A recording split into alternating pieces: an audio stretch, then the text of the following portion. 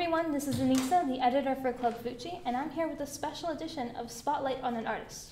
Today we're spotlighting a young woman who is a one-woman band and happens to be rising her way up through the scene. Everyone please welcome Chersea to the show. Chersea?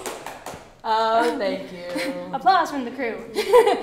Chersea, thank you for joining us today. Thank you for inviting me. All right, so it's very lovely. All right, so tell me a little bit about yourself in terms of your music and your style. Well, I'm, like you said, a one-woman band. I try to basically utilize all of my musical experience and give the audience a musical experience. So I play a loop station. I use a loop station to create my material. That is basically just you loop one part and you can loop over it and overdub it and record, and I use that. I'm inspired by a lot of eclectic types of music and art, and yeah, I think that's it. And you brought part of your setup here with us today. Normally you have a rather like a three, kind of like a tower kind of thing, I've noticed. And here you brought a bit of that tower with us. Can you tell us a bit about this? Yeah, so I mean, this is just an ultimate stand. They make really, really heavy-duty, awesome performance products.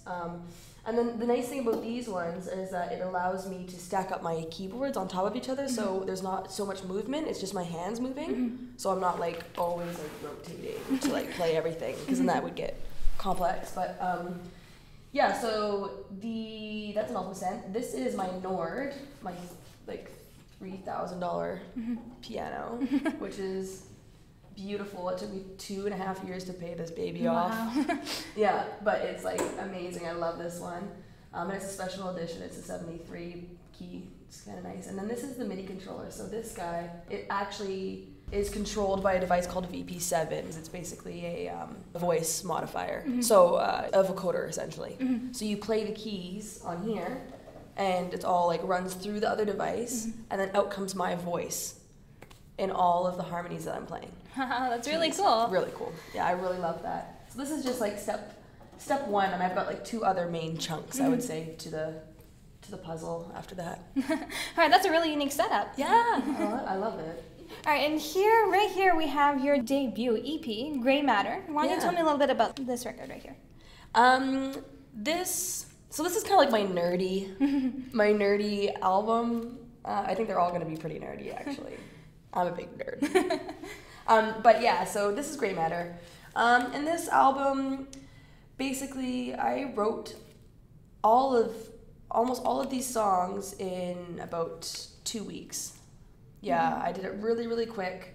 And it was a moment of finding myself, or discovering a new part of myself. So that's why I entitled it Gray Matter, because there were a lot of changes in my life. I was diagnosed with a sickness, and there was a whole bunch of things that was happening, and basically this was kind of my healing. And for a lot of people in general, music is. But the backside of it is it actually connects to the part of the brain that it should trigger. Oh, wow. Yeah, so that's, I went overboard. I was just like, how can we make this as cool as possible? I know, a brain. Yeah, so that's what I did. You caught my eye. And yeah, and it's your job to figure out which part of the brain it is. Oh, wow. So it's kind of like a puzzle. And then you come back to me, and then you figure it out? We'll confirm, yeah. All right, and where can people pick up Gray Matter? Gray Matter, you can find that on my website, www.chersea music.com, so Chersea Music, or on Bandcamp. If you go to bandcamp.com, you can search Chersea, and it'll be on there, and that's where you can also see lyrics, and that will be where I post all of my newest material, so that's a good place.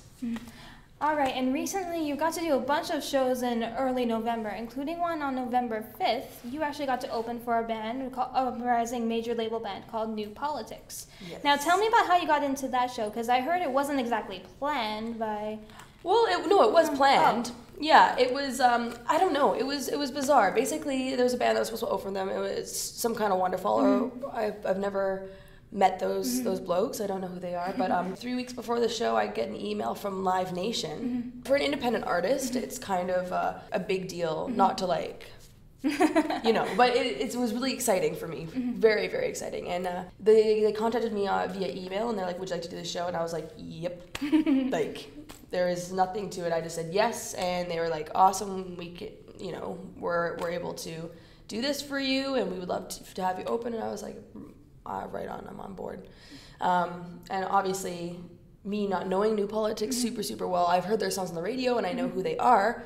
I went online to YouTube to, you know, just hear more tracks, see their videos, get their vibe, see what they look like. And then I'm just blown away. It's like millions of likes, millions of views, millions, and I'm just like, oh my goodness, I'm playing with the big leagues tonight. Yeah, so it was kind of cool.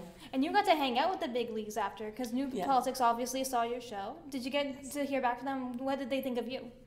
They thought it was great. Actually, Soren came out to watch my set. Aww. Yeah. So that was really sweet.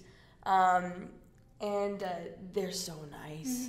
What did they think of what did Soren think of your set? I don't know. I feel like I'm bragging. But he was basically like, you're very talented. Aww. And I thought that was really incredible. What else? He was very supportive, just very sweet.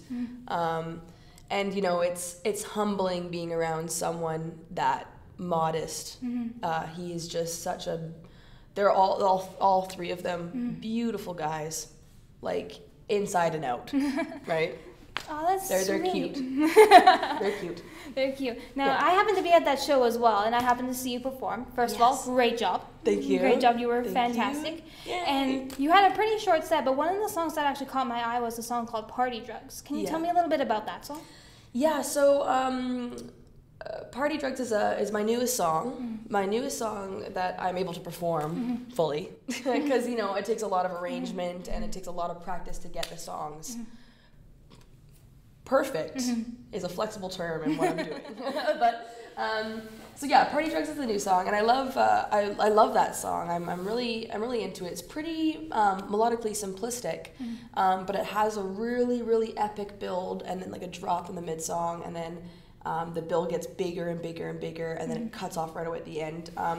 And basically, that song is I hold near and dear to my heart. The first time I played it, I believe was that night, wasn't it?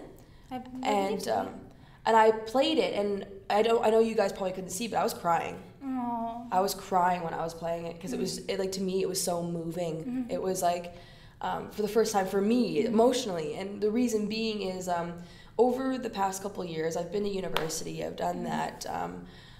Being in the music industry, you know, we're confronted with a lot of substance abuse. And, you know, party drugs, it's not, I don't want to preach, but party drugs, it's beer, it's vodka, it's pills, it's taking dabs, it's like, you know, it's everything. It's not just, it's pharmaceuticals,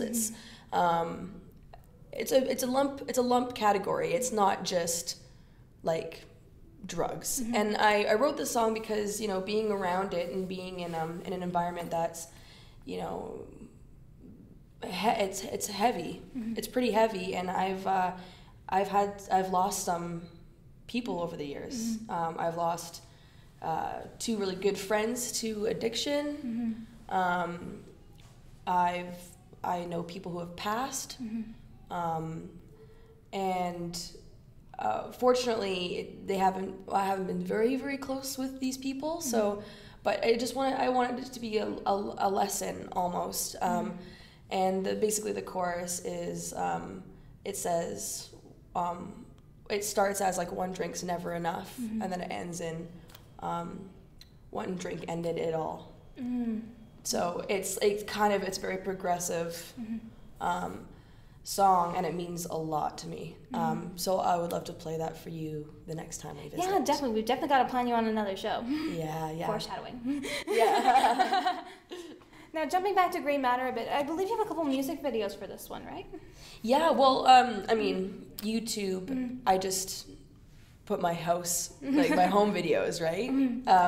So there should be about 3 live videos of the song Grey Matter.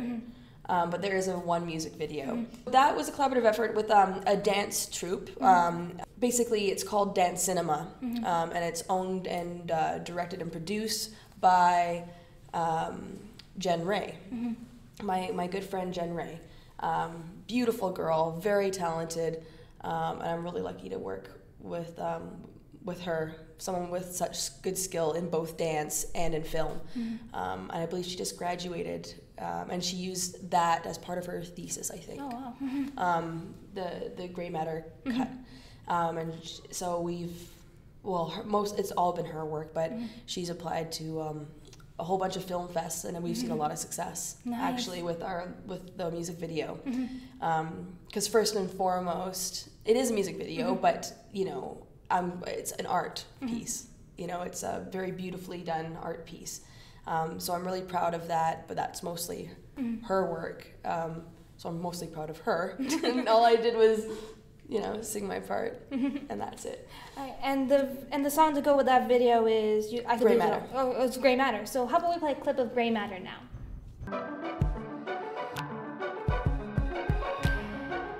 Stacking my books high, shoving away my life. Could this be it, or is there another way? Cleaning off my desk, packing picture frames, holding them empty. Memory banks still with more money in them, more than what I have. Blue skies who gray minds, dark planet, it's gray matter. Closed blinds who I tried to find the answer.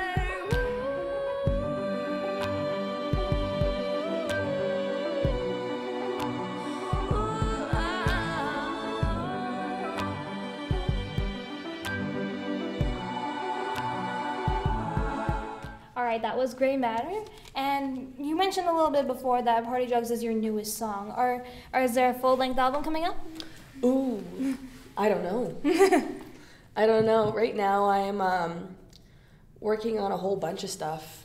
We're releasing a cover really soon, probably by next Thursday. Oh. Yeah. I'm also probably releasing a single next Thursday. Oh. I know. And then after that, we've got about 7 songs on the go. So whether we want to make, it's got that kind of that awkward number, right? Because EP's like 5 songs typically, and then albums can range anywhere from 10 to 13, whereas mine's gonna be kind of like 8 songs. So I might just make another EP. All right, we'll definitely keep an eye out for that.